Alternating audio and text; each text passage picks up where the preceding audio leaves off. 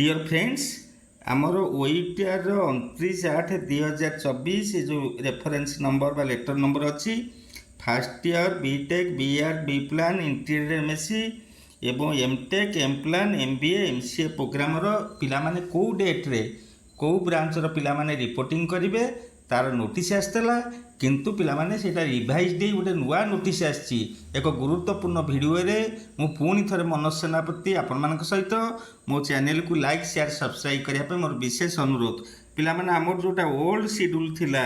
सेटा बे ताको परिवर्तन से मान करी गोटे नोटिस काटसंती एटा एडमिशन मैटर पिले पूरा इंपोर्टेंट जिनस मु आशा करी हमर जो पुराना आउ सब जिनस सब ठीक अच्छी किंतु आमर जो रिपोर्टिंग थिला आमर एडमिशन केबेटू आरंभ होतला 2 तारिख रु आरंभ होई आमर शेष होतला आमर 8 तारिख रे शेष होतला ता माने 2 रु 8 भीतर आम एडमिशन थिला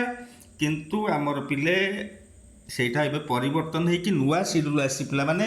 मु से नुआ शेड्यूल देखौची मु आशा करी तमें माने न्यू शेड्यूल जोटा आसी तमर जो ब्रांच पाइच बा जो कोर्स रे एडमिशन करछ अकॉर्डिंगली न्यू शेड्यूल तमें जमती सेही दिन समय जो देइची तमें रिपोर्टिंग करिवो एटा हमर 2 रु ए हमर एठी मेकानिकल इंजीनियरिंग हमर थिला 8 तारिख रे रिपोर्टिंग थिला किंतु से न्यू शेड्यूल देखला को तार एठी मेकानिकल इंजीनियरिंग हमर रिपोर्टिंग कोन थिला पुराना शेड्यूल 8 तारिख रे थिला जोटा 10:30 रु 12:30 भितर थिला किंतु यार व्यापक परिवर्तन पिला माने हेची आ 8 तारिख नाही हमर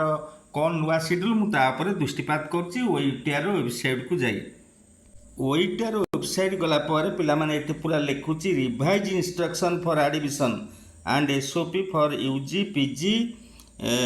admission for the academic session 2024-25 एणुकर पिला माने आर परिवर्तन होइछि आमे ताको बर्तमान क्लिक करी देखिबा कौन परिवर्तन होइछि ताको एंटायर आउ थेर पढी दबा मु खाली तम रिपोर्टिंग शेड्यूलटा जोटा कि अति इंपोर्टेंट अलगा प्राय बेसी किछि परिवर्तन नाही कहले चले एणुकर रिपोर्टिंग शेड्यूलटा को भल भागे देखि दो पिला माने तमर जो डेट अछि कारण डेट गराक जो पिलार 8 रे थिला तार 2 को पळी आछि एणुकर तमे असुविधा पड़िबो एणुकर से अनुसार निजको प्रस्तुत करियो बर्तमान आमे न्यू शेड्यूल जो रिपोर्टिंग शेड्यूल उपरे दृष्टिपात करिबा एटा पिला माने न्यू शेड्यूल जोटा कि 30 अगस्त रे आछि एणुकर पिला माने आकु भल भागे टिके देखि दबो मु जेतु आगु सब जिनस कहि सारछि किपरि ऑनलाइन तमे रजिस्ट्रेशन करिवो केमिति पेमेंट करिवो को डॉक्यूमेंट नबो ता ऊपर मु बिल्कुल जाउनी से वीडियो तमे देखिले भल भागे जानि परिवो मु एडमिशन फीस सब ऊपर मु डाटा दे देछि एणुकर हमर पिला माने जो एडमिशन ता जो नुआ शेड्यूल ले अछि एटा हमर 2 तारिख रु आरंभ होई 2 तारिख रु आरंभ होई शेष हबो 6 तारिख रे किंतु पुराना शेड्यूल ले कोन थेला 2 तारिख रु आरंभ होई कि 8 तारिख रे सब थेला किंतु 2 तारिख रु आरंभ होई ये 6 तारिख रे सरची एई देखो हमर 8 तारिख रे मेकानिकल इंजीनियरिंग थेला किंतु एठी 2 तारिख रे 10:30 रु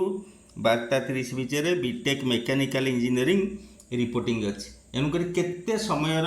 व्यवधान रही जाउछि केते दिनर व्यवधान रही जाउछि पिला माने एणुकर आशा करी पिला माने जेहेतु पिला माने एते काले पुराना जो शेड्यूल थिला एबे जो सडन परिवर्तन होइछि एणुकर ए मेसेजटा को तमे देखि नबो तमर ब्रांच एवं बा तमर कोर्स जो माने बैचलर डिग्री हो बा हमर यूजी कोर्स हो बा तम ब्रांच को दिन को तारिख रे रिपोर्टिंग अछि एणुकर से अनुसार निजको प्रस्तुत करनब कारण तुम यहाँ जेहेतु सडन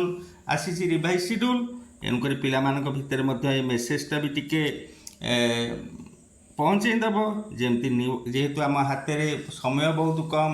ये मेकानिकल गोटे खाली मुझे एग्जांपल दूसरी तार 8 तारिख थिला से गोटे माइंड सेट करला मु 7 तारिख भितर मोर रजिस्ट्रेशन फीस पेमेंट करी किंतु तार पूरा पलि आसी केते तारिख को 2 तारिख को माने पूरा एडमिशन जान मेकानिकल आरंभ होची किंतु पुराना शेड्यूल ले मेकानिकल शेष होउथला एणुकर सेठी जोटी शेष थला ये वर्तमान जान आरंभ को पलि आसी जस्ट मोटे उदाहरण पर कहूँ एणुकर आशा करी पिला माने आउ अलग जिनस सब तो प्रोसेस मु कहीदे से भिडटी देख किंतु ये नुआ जो शेड्यूल आसी फिजिकल रिपोर्टिंग